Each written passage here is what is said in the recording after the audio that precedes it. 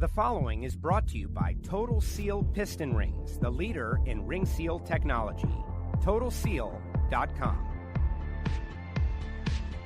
Hello and welcome to another edition of Hidden Horsepower. I'm Joe Costello, super excited for this episode. We've got JLine going to be joining us, multi-time Pro Stock World Champion, Stock Eliminator World Champion, countless victories, and now engine block creator. We're going to talk a little bit about that, find out what Jason is up to. But before we go any further, let's bring in the co-host of the show, head tribologist at Total Seal, Mr. Lake Speed. He's already laughing because we had a little pre-conversation and we know this is going to be a fun one. Lake. Oh yeah. Oh, Jason, this is going to be off the rails, out of control. You have your work cut out for you today, my friend. You Not really. Do. I'm sure it'll be fine.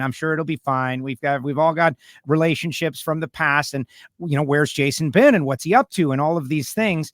But all joking aside, like, it's going to be fun and funny, but this is an industry leader right here. This is like a reluctant, doesn't want that kind of attention, hard worker, when the lights are, on him and off him. But this is an industry leader, both, in the engine shop, did pretty well in the cockpit of a race car too.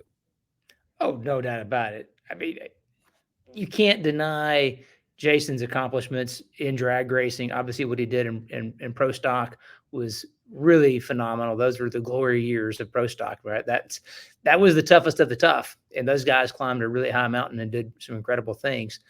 But I think one of the feathers in his cap actually is the fact that, Danny Jesel chose him to help carry forward his engine. I know he's doing other things, but that's a huge thing because Danny's really one of the legends in this industry. And for Danny to trust Jason to be part of the Equal 8 project, that's a huge accomplishment. And I know he's done some great things as well. He's gone out in Bonneville now. He's a land speed guy. He's enjoying retirement, it sounds like, Joe. I mean, we bring him in and talk to him. He's going to make fun of us. He's going to make fun of me, right? Which is good, though. So lack of speed. I need to make fun of. So I don't want to take away all the comedy, so let's just get him in here. Ladies and gentlemen, JLine. What's up, Jason? How are you? Well, he's getting a text message. You're being way too kind. So anyway, I appreciate that. It was fun. And to say that was the toughest of the tough, I don't know, maybe it's a different kind of tough in Pro Stock then versus now. But anyway, yeah. So I'm not enjoying retirement because I may be a lot of things, but retired is definitely not one of them.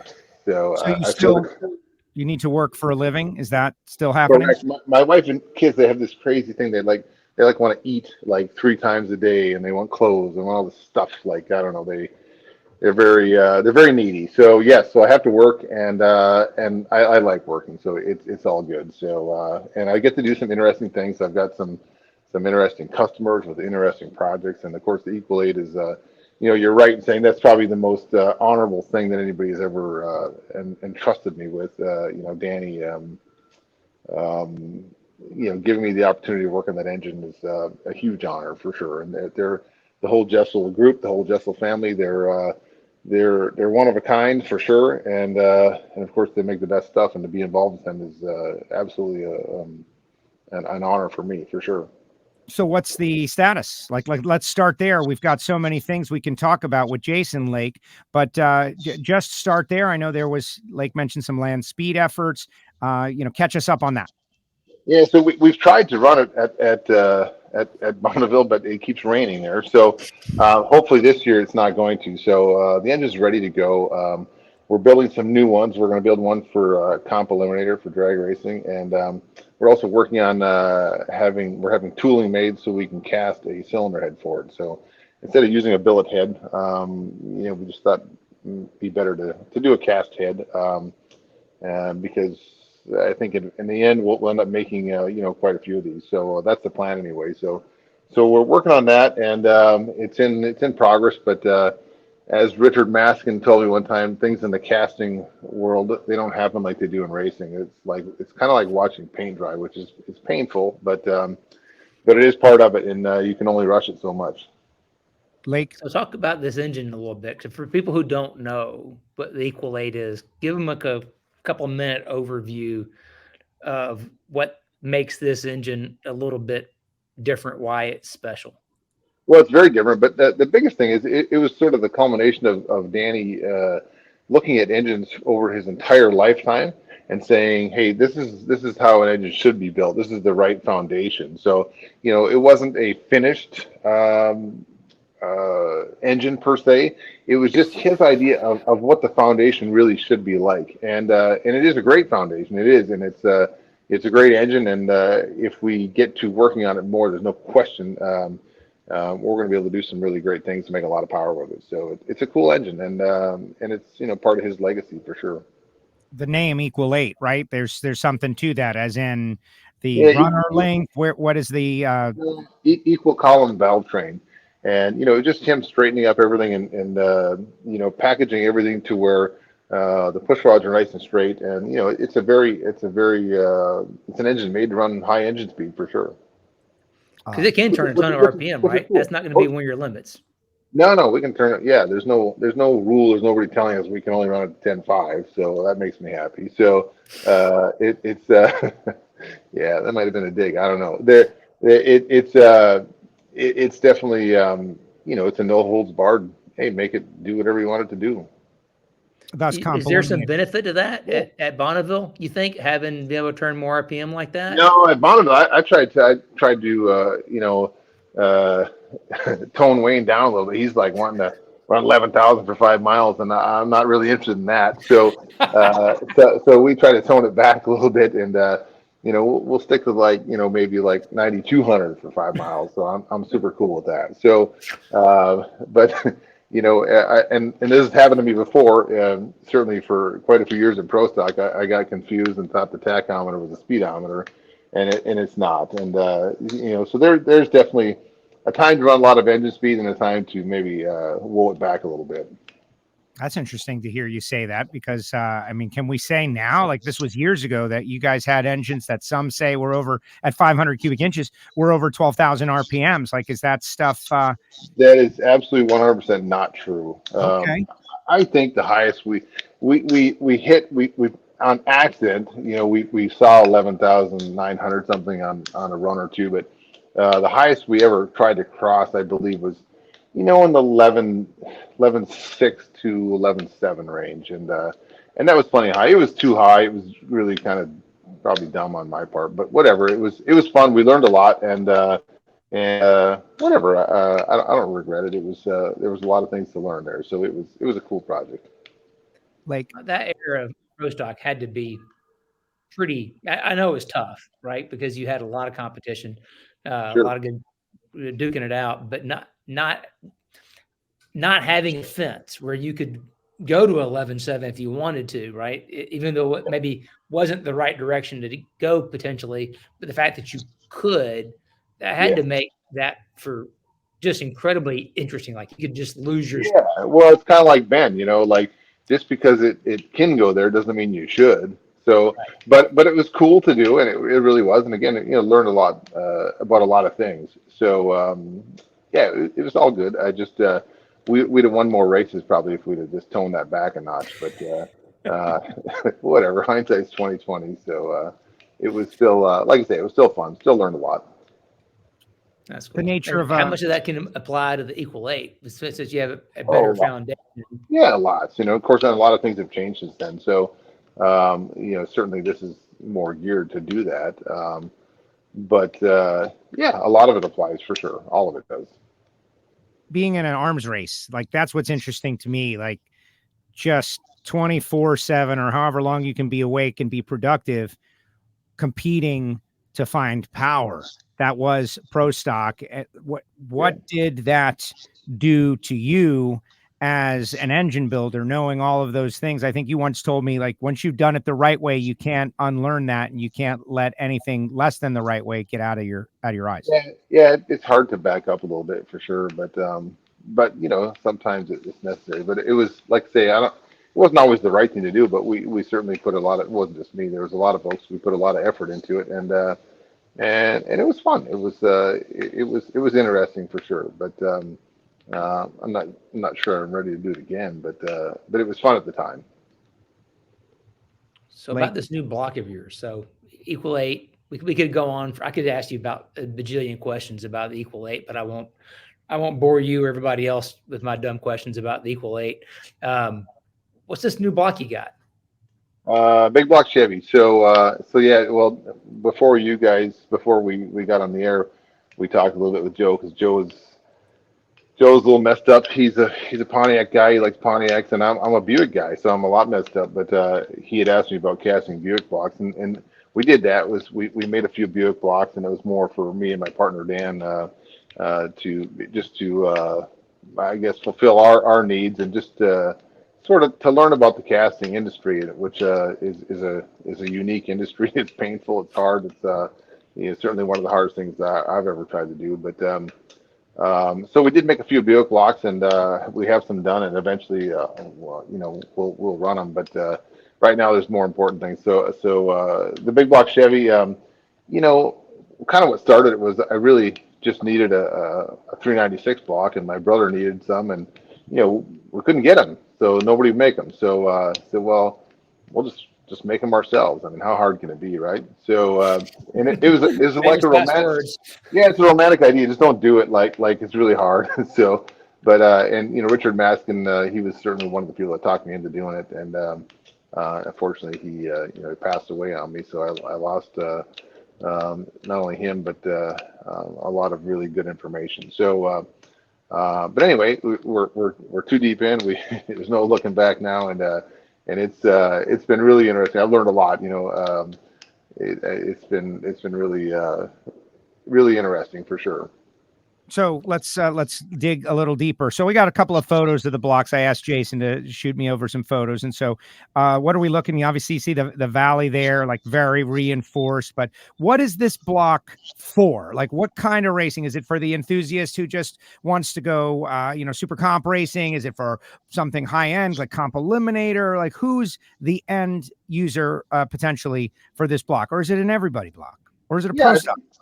It's definitely not a pro stock block. It's a standard big block Chevy, bore space. So I think it's a good foundation to build a lot of power. So I think the most the most anybody's made so far, I think it's about 2,300 horsepower. But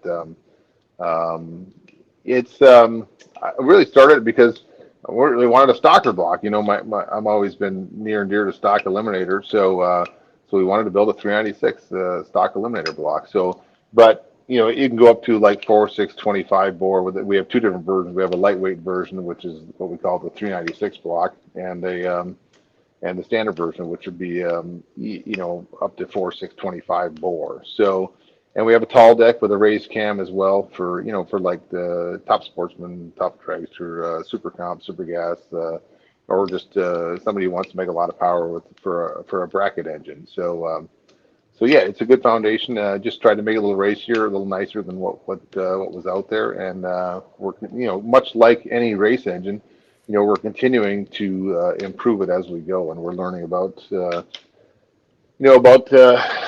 casting and just all that part of it. That's a whole science project in itself, and it's there's a lot to it for sure. So what kind of alloy is it? Is it CG or is it just more traditional gray iron? It's gray iron, yeah. So we haven't done a CG. We're probably we have an aluminum block as well, which I think that's going to turn out to be a much more popular choice. Obviously, weight is a big deal, and certainly the bracket guys and super comp, super gas, all those guys, they all want aluminum blocks. So we'll make aluminum blocks. So anyway, we're working on it. It's like I say, it's been a challenge for sure. So, but we're getting there, getting it better all the time. What's it called? It's got a catchy name. No, it's just a big block Chevy. So it's not like the JLine, Well, it's the name of our company is JLine Performance Products, but the block it does not have a catchy name. Although we are coming out with we have one cylinder head that's available right now, and it's called the Jackhammer. And my son Jack did most of the CAD work on it. So we sort of named it after him, and he's definitely a jackhammer sometimes. So he hangs around Butner, so he's the company he keeps kind of makes him that way. So anyway, so we're also coming out with a new head, and I think we're going to call it the Big Kenny. and after Ken Black. So it wasn't for Ken. It wasn't for him. No one have ever heard of me, that's for sure. So he gave me an opportunity that nobody else ever would have. So, and he's one of a kind. His whole family is. So we're going to call it the Big Kenny. I think that's he hasn't. We haven't told him that yet, but and I'm pretty sure he won't be watching you, Lake or Joe, on this show. I could be wrong. I don't know, but Be safe. I feel like my secret's kind of safe. So anyway, so we're working on that, and it's going to be it's going to be a big powerhead. So. I'm going to go against you. I'm going to say, Mr. Black, hello, breaking news. Here you go. You're welcome. You never know. I'm just going to play the contrary on that. How old is Jack, Jason? Because people are like, oh, yeah, Jason's son. He's doing CAD. He's designing heads. He's hanging out with Butner. And he is how old? 18. 18. Jack, yeah, he's an adult. He's legal. You can hit him now. He can vote. He can do all those things. He can get arrested. So hopefully he won't. But he's a good boy actually, and he's ate up with all this stuff, and he loves cars, loves racing, loves Bo. Not sure why, but he does, and so it's good for him. Keeps him out of trouble. Yeah, I saw him this weekend out there with Mountain Motor Pro Stock. They won. Bo seems to win whenever Jack is around. But it's amazing that he has been able to just pick up all of these different things. Lake, let's press him on the casting challenges, right? Because we talk hidden horsepower, we're talking cylinder shape, we're talking hone, we're talking all of that, and it all starts with a block that's like rock solid. And I haven't considered how that happens. Like, how does that happen, Jason? Like, what are you doing? Sand casting? Like, who does that?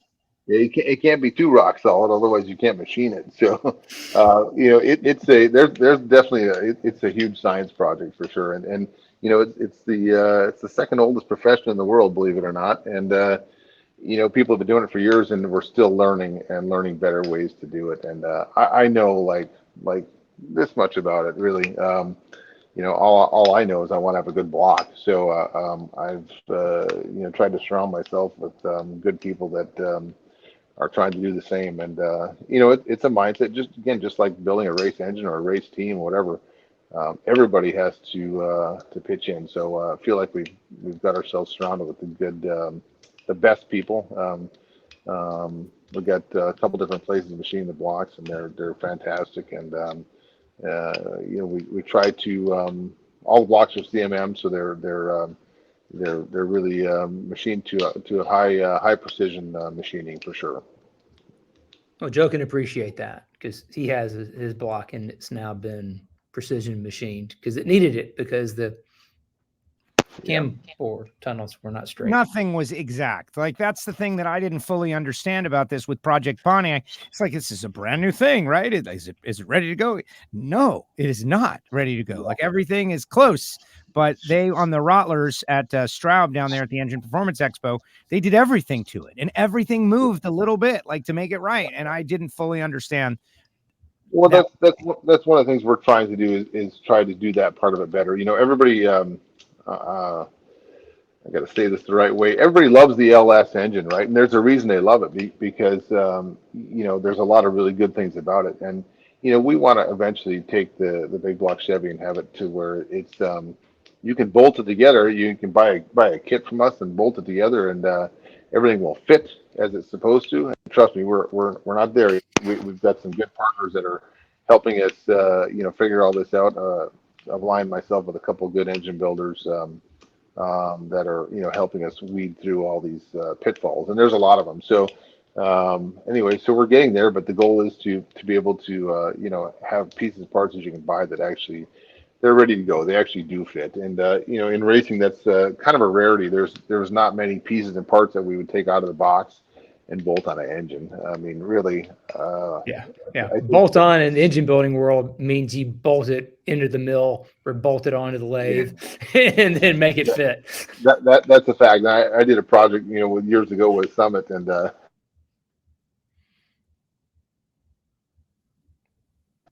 one of the folks there, I said, hey, none of this stuff fits, and they're like, well, that myth gets perpetuated that it's bolt on because it's not, and there really isn't. But I think in the end, as long as it's it around, you'd think that we can make it that way. So that's the goal, that's the plan, and I feel like we can do it. So we have really good folks involved. So I think I think a year from now it's going to be much different than it is today.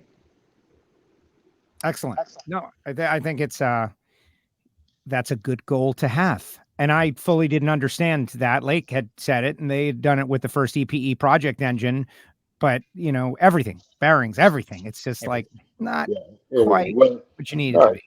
No, it's really not. And if your block, Joe, I know it was some sort of aftermarket block, and if you'd imagine, if you just started with an original actual Pontiac block, like I've done, quite a few Buick blocks there. When you CMM those blocks and you start measuring them, they're all over the map. But I mean, they built thousands of them, hundreds of thousands, and the tooling wears, and of course, they're just not perfect. They're not even close to perfect. But that's why some ran better than others. I mean, camshaft location in relation to the deck and the crank, and like everything's off. Nothing's perfect. So to get it that way, it takes a pretty good effort, and you got to put thought into a lot of different things. So what you're saying is the ghost in the machine was actually geometry. Yeah, for sure. There's no question. So, I mean, this stuff is all.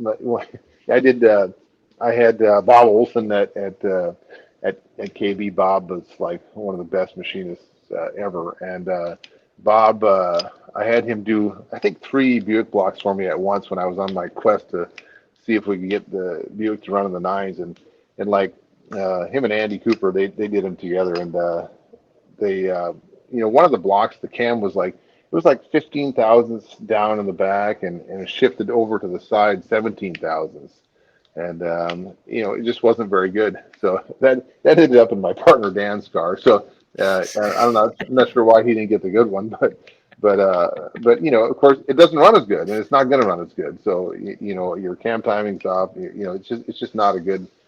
It's just not. It just wasn't a great block, but at the same time, it's what was available. So yeah. Now, okay, so looking back at your career in the NHRA specific, you got a stock eliminator world championship, you got multiple pro stock world championships. Given what you just said, like what makes you the most proud, satisfied, accomplished of the things that you did over there? I don't know. I think winning the stock championship was with my brother. It was him and I together traveling, and my dad went with us some as well. And it was looking back on it, it seems kind of crazy that it actually even happened.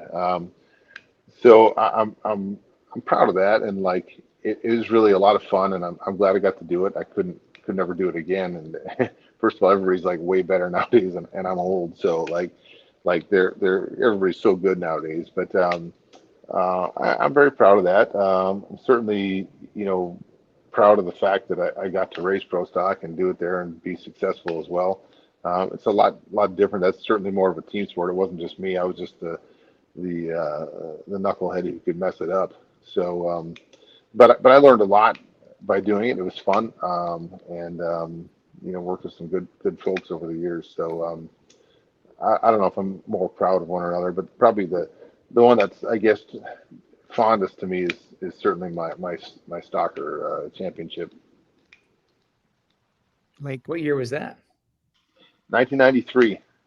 93. Yeah, I just got out of the service, and I begged my father to borrow me some money so I could build this stupid Buick. And I said, I guaranteed him, this is how dumb I was, I guaranteed him that if he borrowed me the money to build that car, I would win a national event with it. So, crazily enough, the very first national event that I entered with it, I won. So I think, and it was, whatever, it was pure luck, but nonetheless, I have the wall. Actually, my dad took the Wally from me, but I did somehow manage to win, and it was great because all my core group of friends that I grew up with, and my family and people that we had all strived to win a national event. It just seemed so out of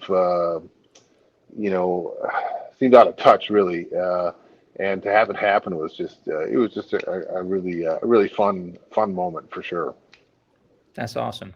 Yeah. No, that's the origin story. But then, you went from NHRA universe over to the round track world, and that's where you met this guy. What, I think we've recounted this perhaps in the past. I forget who co-hosted your first episode in the archive, if it was Keith Jones. That'd be Mr. Jones. That'd be Mr. Jones. Okay. This is my first one with good. Line. That's good. He wasn't even ready for you. Like, I think I dropped it on him at the very last second. He's like, "Oh, Lake." So, what about that? When did you first? What is your nickname for Lake?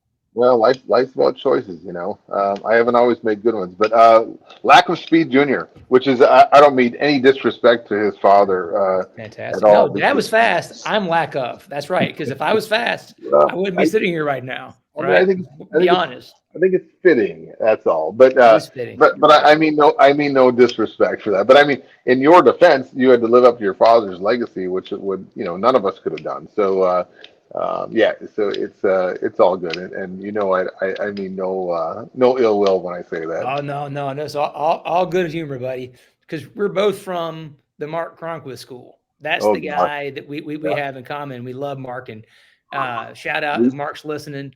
We do love Mark. On a Baja win. No, I said we do love Mark, right? We do love Mark. We do love Mark. Yeah. Mark is he's definitely been he was the most interesting boss that I've ever had, bar none. No one else is even close. But I learned a lot from him. He gave me lots of opportunity, and I do still love him. Yep, he's good. Well, I think that time that you were at Gibbs was probably had to be one of the, like, aside from your pro stock days where it was it was a great time, right?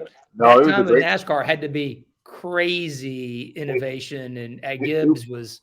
Yeah, it was a great time to be there, and he was Mark. Everything was a secret, so I kind of I think I learned that from him. Probably he definitely didn't want to divulge a lot of information. He actually and if I was always, I guess, for lack of a better term, I was maybe nosy, and I was interested in things, and one bad story about Mark. We had gotten a new carburetor from somebody. I don't even know who it came from, but anyway, he brought me this carburetor and bolted on, and by the time we're done chiseling on it, it made, like, I don't know, maybe 3 or 4 horsepower more than what our carburetor did, our base, which was, like, for us that was a big deal, and I was like, man, that's awesome. Like I said, where'd the carburetor come from? He said, well, I can't tell you that. I can tell you, but then if I tell you everything, you won't need me anymore. So, and it was his way of, putting a little humor into it's none of your business. So anyway, so later on, I really wanted to know where it came from. So I snuck into the parts room, and I found the box that it came in. So the next time I was dynoing, and he comes back there, and he's watching me dyno, and I said, this so-and-so carburetor runs really good. And he just turned around and just whacked me right in the back of the head. And I was, like, a little irritated with him for doing that, because he hit me reasonably hard. And he was like, he called me some not so nice names, and certainly made light of my nosiness. So, but anyway, it didn't stop me, and I still, I was curious, and I just wanted to learn. That's all. And he was a great boss, and a bit unorthodox at times, but he was a great boss, and I learned a lot from him. I still learn stuff from him once in a while. Yeah, I'd say JGR in those days was a pretty good place to be able to learn a lot of things. It was a great place. Yep, it was. And you got to be buddies with my good friend Mike Mucha too. Yes. Yep, that's right. Remembers all those guys. Yeah. Hi to Mike, wherever you are. I haven't seen or even heard the name, and it's been a while now. Yep, but Mike, they were good to me. Yeah, so they were good to all of us. It was a fun time to be there. How many oils did you test that one year? I have no idea, but it was. I've heard the numbers like 90 plus. It probably was. It was just awful. It was worst ever, and and Mark drove me crazy because, like, he was my boss. I did what he wanted me to do, but we tested so many oils, and it was, oil testing. Most people, I'm going to say almost nobody does it right. I mean, exactly. And that's not a dig on anybody, because it's just they don't know. And that's right. Until they taught me how to do it, I didn't know either. I mean, I had tested oils before, or I thought I did. I just didn't do it right. And the lesson I took away from it is, again, the only thing worse than no data is bad data. So there's I learned how to test oil there. It was really it was good. So I still hate testing oil. So. Oh yeah. So Joe, just so you have an idea, you have to do a double flush to do it right. So if he literally did test 90 oils, that meant he did 270 oil changes. Yeah, it was painful. That'll I hurt thought you all day long, and like I mean, it did it for weeks. It was just and pull after pull after pull. I mean, people you have no idea. I mean, we made hundreds of thousands of pulls, and it was really and you had to pay attention because you were literally looking for 1 horsepower, and it was like it was painful. He's got PTSD from this, man. Like he does have PTSD. There's no right doubt. If you've done real oil testing, you like, I'm glad I learned that, but I don't ever want to go do that again. Yeah, there's things that could have made it through life without learning, and that maybe that's one of them. I don't know. No, it's really an important thing. Obviously, it's wildly important. So, and again, I'm glad I got to do it. I don't want to do it again, but I'm glad I got to do it. Well, and then he was a ample volunteer in the future. So when we needed stuff done for drag racing, he was always our first call because we knew he knew how to do it. Right. I'm not sure that always worked in my favor, but yes. Yeah. It's like, oh, Jason did it, so we know we can trust the numbers. Anybody else that did it, I'm not sure I can trust that number. Well, it's sort of everything's hard. You really gotta want to know the truth. That's what testing and going forward on really anything, whether it's testing engines or life. I guess you really have to want to know the truth, and sometimes it's painful. So. Yeah. On that note, I hear you've been doing some testing, like of the raft of things that Jason does to provide food and clothing for the family. Dyno testing, that's one of the things that you're known for. Like you're an expert. I dynoed an engine today that's actually the most powerful engine I've ever dynoed in my life. Actually, it was interesting for sure. So please tell. Do tell. Well, I'm not sure I can. I'm not sure. Tell us who it's for, or like maybe you should say who it's for and don't give the number, or like do your best, work around it. Give us something.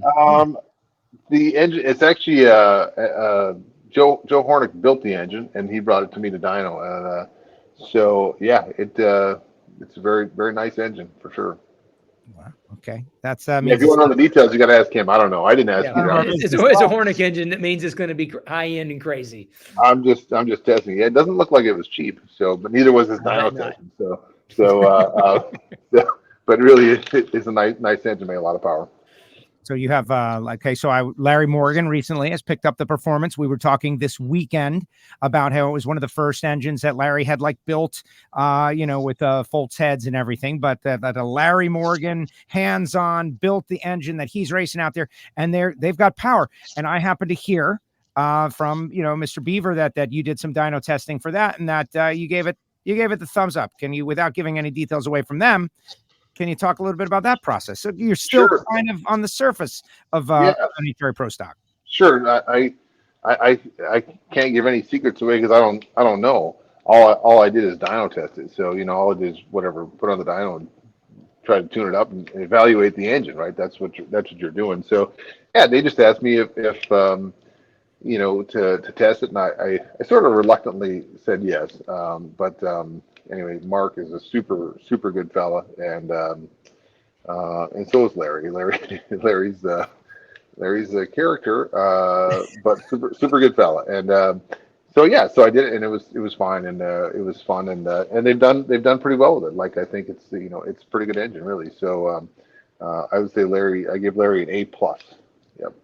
Wow, there you go, and they're doing well out there. No, it's exciting to see that Larry is got he's hands on a pro stock engine. Well, right now we've got these two polar universe, right? Like your alma mater, KB Titan, and Elite Motorsports, and they're both doing great. But we need some more engine builders out there. Jason. Yeah, I mean, I think he might be. There's only a couple independents like them that are doing. I think he's the only single car guy that's really been able to break in and qualify, and they've run pretty well with it. And for a single car team, and I'm pretty sure they don't have the resources that Elite or Titan has. I'm pretty sure they don't.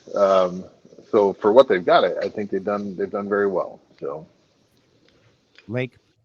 Well, I want to circle back to Bonneville. So, what has been your experience? You've been out there a couple of times now, right? yeah, I think maybe, I don't know, 3-4 times probably. Yep. One, if no one's ever been, it's one of those places you have to go in your life, right? It is. It's really something. It's quite a place, and obviously a lot of great history there in racing, and little known fact, maybe, I don't know, maybe it's well known, but the Donner Party. That's why they were late getting to California, because they got stuck in the salt flats. It rained. They took a shortcut through there, and they got trapped, and unfortunately it was their demise. But it's an unbelievable place, and people that go there and race, they are ate up with it. And for me, the first time I went, what I took away from it was the last pure form of motorsports, because people aren't doing it for money. And when they're not doing it for money, instead of, racing can bring out the best in you or the worst. And in Bonneville's case, it brings out the best in everybody, because they're there to have fun, and they're competing, but more against themselves. And it's really it is the last true form of motorsports. And you will see all different kind of engines, combinations, vehicles, whatever. Some of it is super high end. You got the George Petits and the Wayne Jessels, and then you have schmucks like maybe you or I, Joe, and we'd be out there with something that we put together to compete with, and that is the cool part of it. It's super cool, and people are they're very innovative, and like, I don't care who you run into out there, they're going to know something that you don't know, and it's really interesting, for sure. It's a great place. Never been. You're right. The diversity of cars and ideas out there is incredible. And like you said, it's the last pure place. It's like you go out there and you stare at that salt and you're like, this is incredible. And the sensation of speed has got to be completely different than anything you've ever done before. Yeah, I've only driven once, and that was maybe, I think it was 2011 or 12 maybe, but you don't get that, there's no real feeling of acceleration, not like, certainly not like driving a Pro Stock car, but for me, holding the engine wide open for 5 miles, like, the more you understand about it, the more you think, yeah, geez, maybe this isn't a good idea, but the fact that it made it and survived, and it was really fun. And my son, of course, he's been trying to do it, and Wayne's given him the opportunity, and he's driven once out there. Last year he drove, and he went 190, I think, and they had a small block Chrysler in the truck, and we were putting the Equal 8 in we kind of wanted him to graduate up a little bit, before he's going. I think the Equal 8 is probably going to go in the 230, 235 range, somewhere in there, but yeah, it's a unique place, and if they get the opportunity to go, you should go, because it's like nothing else. It is a tuning challenge, or a tuning nightmare, isn't it? Based on how much the corrected altitude changes during the day, because it's the desert, so it's like cold overnight. Yeah, it's unique. I don't know that it's. I mean, the nice thing about it is it's more like tuning on a dyno pole, steady state dyno pole. So from that aspect, it's maybe not so bad. It's not as dynamic as like a Pro Stock car going through 5 different gears with all these different rate of acceleration changes and different pressures in the scoop and blah blah blah. So it's maybe not as bad that way, because the load is similar the whole time. So. But it's just interesting. Obviously you have to be able to do some math to get your gearing right and figure out your tire sizes and all that kind of stuff. And then, of course, the unknown, which is how good the salt is going to be, and how much traction it's actually going to have. So Wayne is definitely a student of that, and he studies it, and he's super into it, and he's kind of a math guy anyway, so it works out good for him. He loves it. That's math awesome. Guys battling it out. I'll get there one of these days. I haven't been just yet, in the rain, like you said. It's a crapshoot a little bit getting out there. I can't imagine what it's like bringing all your junk out there and getting rained out for a long period of time. But I guess it's no different than going to a national event and getting rained on a given day, except the national event would have to wait for another year to come back. Right. Yeah, that part of it's hard. And the other thing is, the salt is it is not kind to your equipment. So like you got to figure if you're going to drive it out there, it's you have a ton of work. I mean, and Wayne does all that. Like when he gets back, you got to take everything apart. Him and Jimmy Barton, they pretty much do, and Don Sutherland, they do most of it. They take everything back apart, clean everything, and I mean it's just a huge task. It's a lot of work.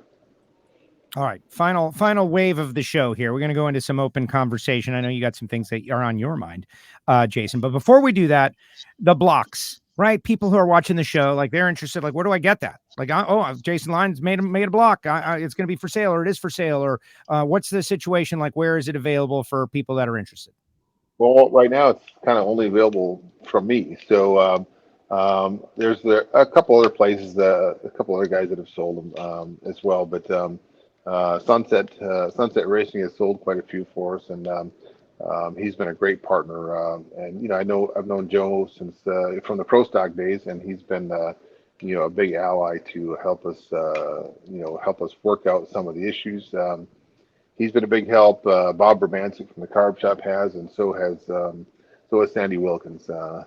Sandy's he's a great guy as well. They're all great people, and they all are interested in going forward and trying to develop new pieces and make them better. So those guys have been a huge help to Dan and myself. And like I said, we got a long ways to go yet, but we're getting there. So we have iron blocks available. Aluminums right now we're still waiting. We've made tooling changes, and we're still waiting for the pattern maker to finish. But we feel like we've got the process figured out now, where it's make the new stuff that we've recently poured is really nice. It looks great, and we've done tried to do our due diligence on cutting them apart, looking at them, make sure that there's no issues internally, and that's been a big challenge because we definitely had issues. We've had things to work through, and but we're getting there slowly but surely. And it's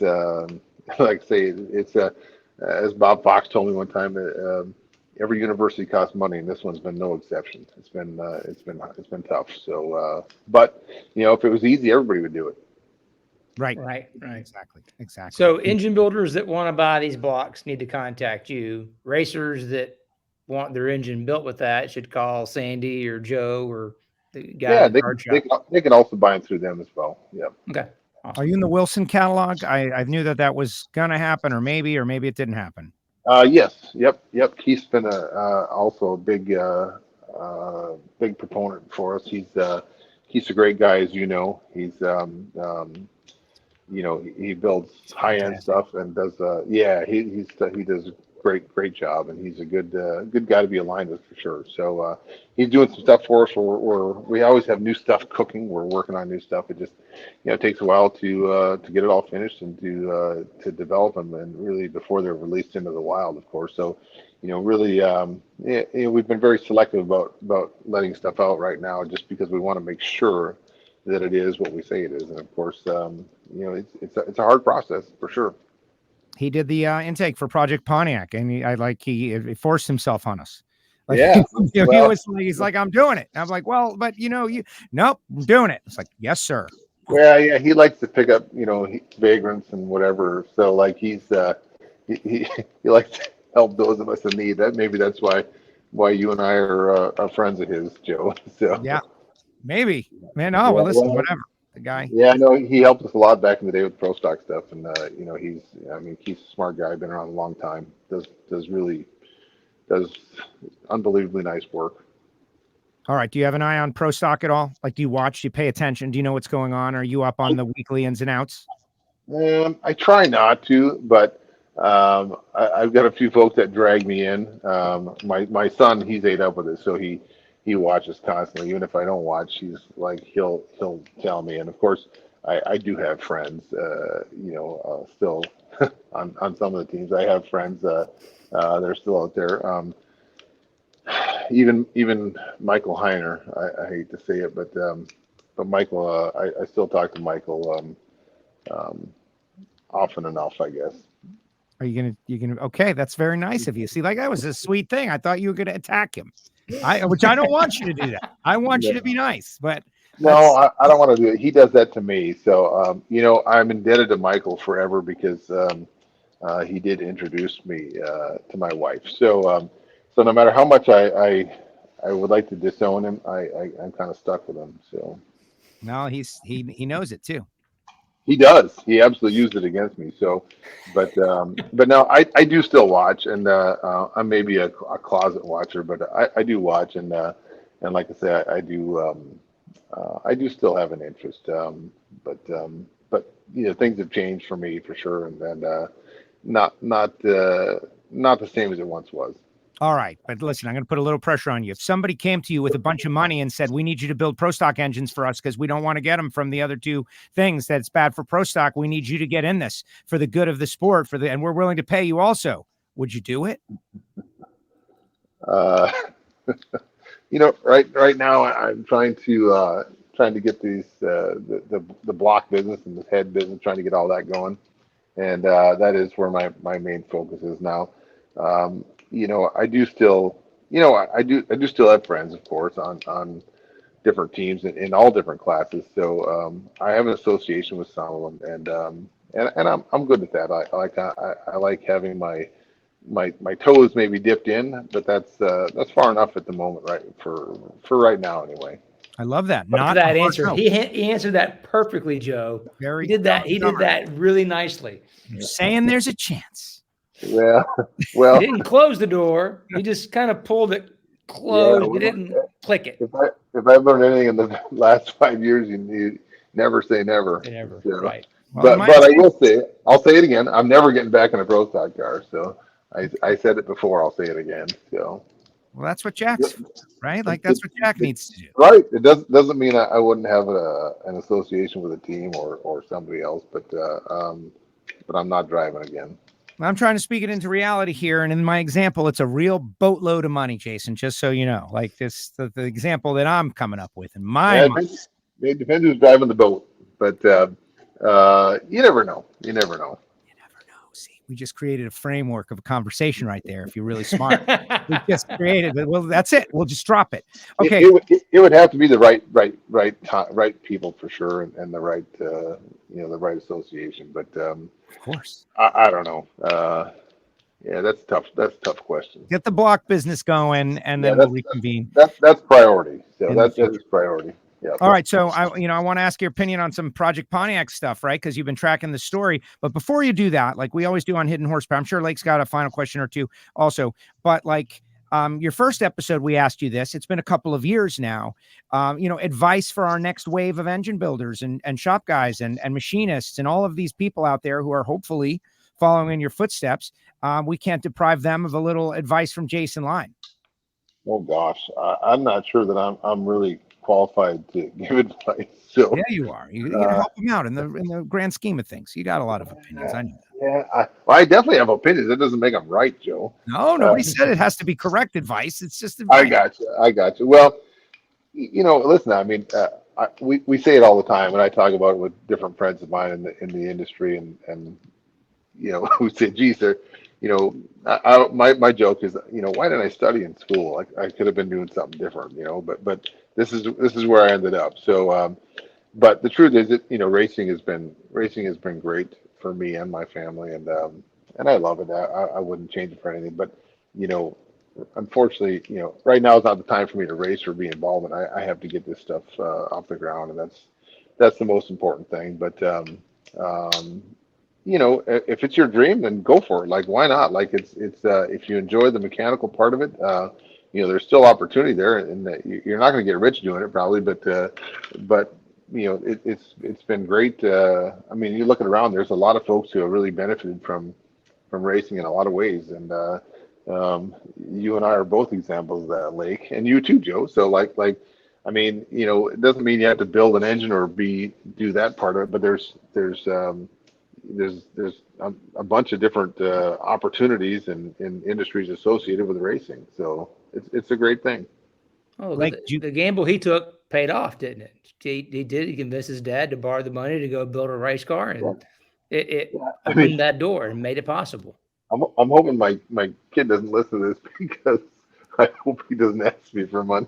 Go build a race car. Yeah, well, right now it's not going to happen. So yeah. Did you pay the money back, or was the Wally the return of the loan?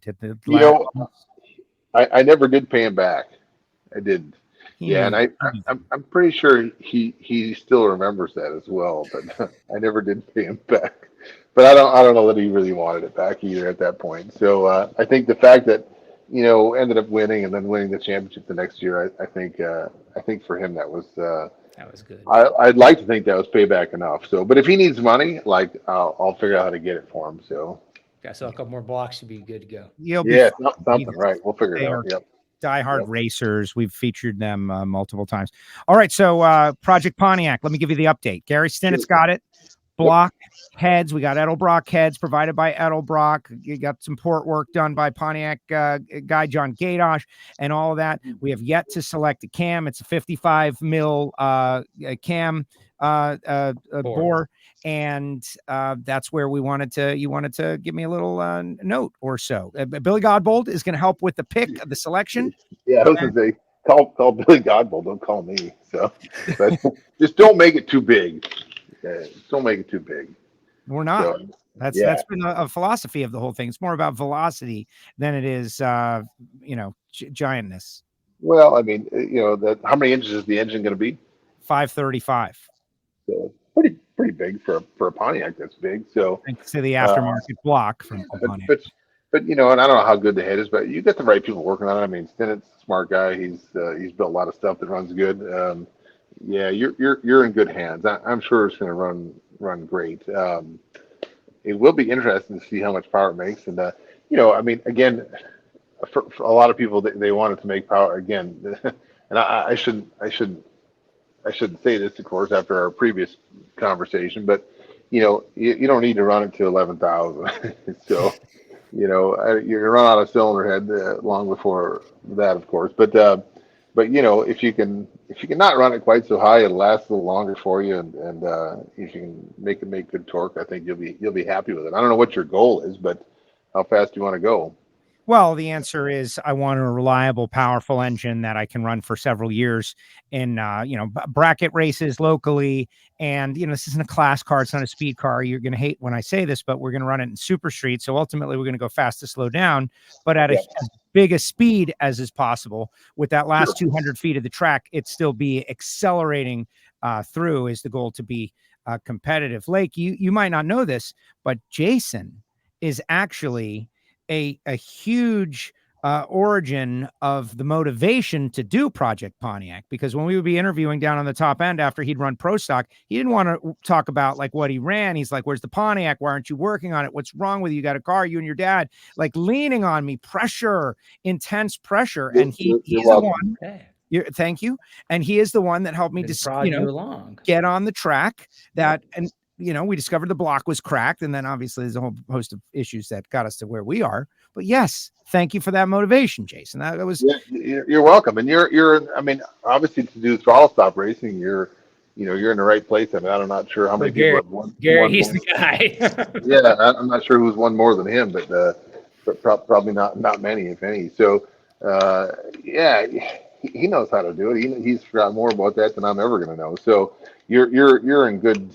You're in good shape. I like your chances. But you must have a speed target that you want to run 1090 at, though, right? Well, so then I don't want to put out a number because of lower expectations. Come on. Give me some BS number. Give me the. I don't even know. I'm beyond. Look. Here's what the thing ran before, right? And with a stock block 455, 30 over. 13.5 to 1 compression with cast iron heads. The thing went 1020s at 132. And so with a glide weighing 3,300 pounds, 3,250. If I could go over 140, this guy's happy.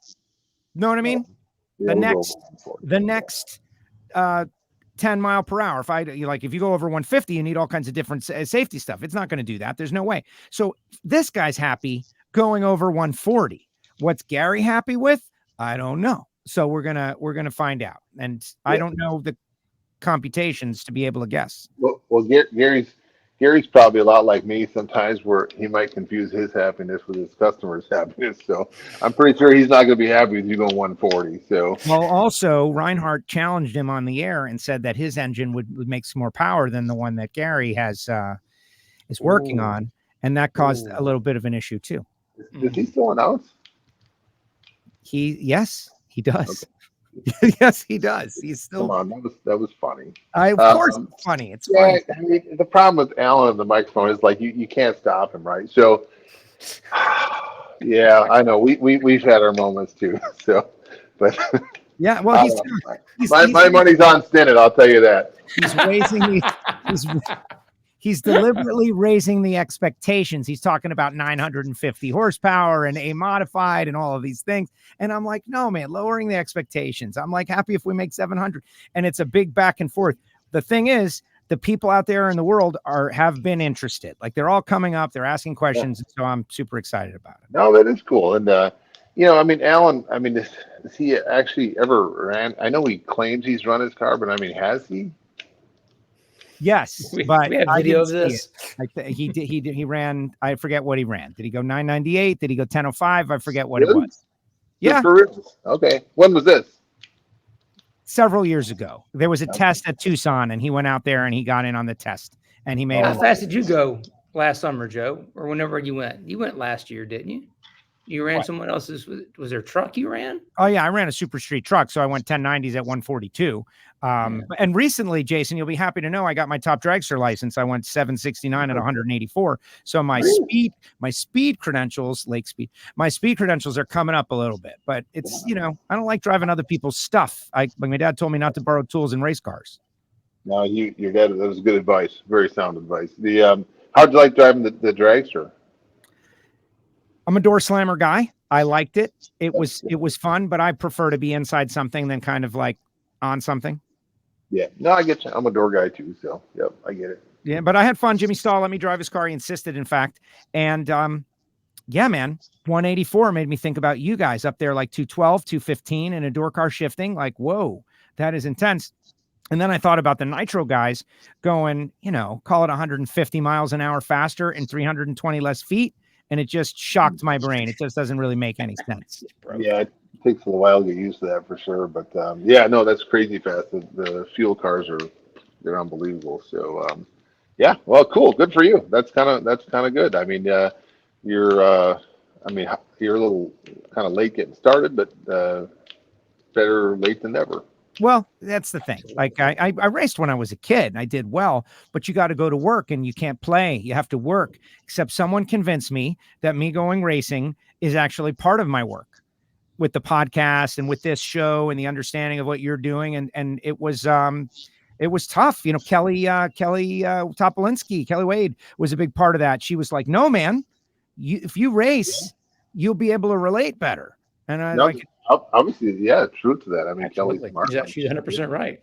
She is 100% right. So, yeah, no, good for you. That's cool. I honestly, I haven't paid attention like I should, but I'm going to. Once I think I'm still working on trying to, go. I'm not dead yet. I want to race again myself at some point. So I want to do what you're doing and get back out there and run something at some point. So, and I think I'm hoping that you'll see me at Indy this year, Joe. There you go. Did you ever you got the 9-second ET slip, right? That happened. I did. Oh yeah. Yep. Yeah. Several more. Yep. He had been shooting to put his Buick in the 9s and he did it. It was a big deal. Yeah. I think I'm gonna drive Bucky's Hemi car at Indy. That's my goal. Try to maybe make it to Indy this year. We'll see. Okay. That's breaking news, brother. That is. That's breaking news. Hemi challenge, JLine, Bucky's car. Oh, baby. I did go test it actually. So actually ran it, and I can still do it, or at least halfway decent. So I didn't hit anything, so that was good. And it's the first time I've driven anything in a while, and it was fun. It's a stick, So it's a man car. Real race car. Yeah, it's cool. Yep. And it's right in your wheelhouse, like all out radical rules, craziness, trying to circumvent the just perfect for you. Wow, that would be exciting. I hope it works out. I don't think it's trying to circumvent any rules, but play within the rules. But I meant manufacturers' limitations, right? Like they designed it one way, and you're. Yeah, they probably didn't intend to do what we're doing with it for sure. But it just comes down to time. Unfortunately, again, we all still have to work and make money. But Bucky's, he's such a hammy guy, and I'm grateful for him giving me the chance to drive it anyway. And it's cool, and I want to get it just worked out for him. So hopefully he can get in it. But in the meantime, I think he's going to let me drive it. I think he is anyway. Hopefully, I don't know. Maybe when he sees this podcast, and maybe it's news to him too. I don't know, but I feel like he's going to let me drive it. So we'll see. I hope so. Bucky, I hope it's true. Travis, I hope it's true. And, the coverage that you would get for this would be tremendous. And it would be great for the class. Oh, too. goody. Yeah. Yes. So, yep. It would be fun, though. It really would. The cars, driving a stick Hemi car, like, I don't know, if you're a muscle car guy, I'm not sure it gets a whole lot better than that. Maybe for you it was a Pontiac, but I don't know. Hemi's pretty cool. Yeah, I think it would be very cool. Lake, any final thoughts for Jason before we let him get back to work? No, I just appreciate him taking the time and sharing and dropping all this good little information here. Yeah. Well, preview here. Yeah, I enjoyed it as well, and thanks for taking me away from work for a few minutes. I can probably I'll send Joe I'll send Hartford the bill for it. There you go. Fair enough. Yeah. For an hour's worth of time away, but I do appreciate having me on. It was fun. Enjoyed the visit, and I wanted to get the chance to retaliate against Michael a little bit, but I'm not going to do that. I'm going to take the high road, and I'll have to do that in private. Yeah, that's good. Well, listen, now like all the great rivalries, it's got to simmer. It's got to simmer and slowly boil, so we can do that in the future, right? Like Heiner's, they're doing well, but they can do better. They're gonna have a strong middle half of the season, I think. Yeah, Michael. Yeah. Okay. Yeah, we'll leave it at that. There he goes, JLine. Jason, thank you for doing this. I really appreciate it. Good luck with the Thanks for having me on. Enjoy it. Thank you. There he goes, JLine with us here on Hidden Horsepower. How about that, Lake? That's awesome. Lake? A little breaking news. That was kind of interesting. I mean, I hope it works out. No one's holding anybody to anything, by the way. You hear it here. Maybe it happens. Hopefully it does. If it doesn't happen, no worries. Right. No harm, no foul. But the cool thing is, so episode number 1 of Hidden Horsepower was JLine. And here we are almost 5 years later. That's crazy, Joe. Yeah. And now we've got video. We went from audio on a cell phone to, now he's video on a cell phone, but we've made some progress, right? So that's good. Yes, we're evolving. We're on YouTube, and let's tick through all of those things. Like, people have obviously seen this, but we need them to subscribe to the YouTube channel, the Hidden Horsepower YouTube channel, where you're always rolling out information and clips and interviews. Old stuff is accessible, and you just right down there, you click the bell. So whenever there's something new, you are notified. But I am a big audio only guy too. Not everybody can be watching the screen. So if you want to hear the audio, Apple Podcasts, Spotify, SoundCloud, Amazon, wherever you get your podcast, you can pretty much listen. And we got social media feeds right throughout, on the Facebook and whatnot. But really, the way I see it is, if you do Spotify and YouTube, you're golden. You're good. You got us. We got you covered there. Yeah, we definitely do. All right, Lake. People want to know, what about their projects? They've got a question about piston rings, about whatnot. How can they get a hold of you guys? And, what's up at Total Seal?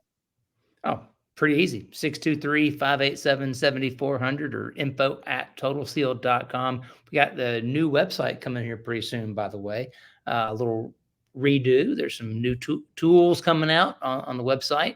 Make it easier for people to find the right ring for their application. So totalseal.com. And of course, like you mentioned, we have the YouTube channel, both for the Hidden Horsepower podcast, but also the Total Seal channel, where we have some really great in-depth tech videos. So every other week, not every week, but every other week, we have a brand new video coming out that's deep diving into stuff, whether we're at EFI University with Ben Strader, out at Shavers with Dyno Don, the guys, or wherever we might end up being.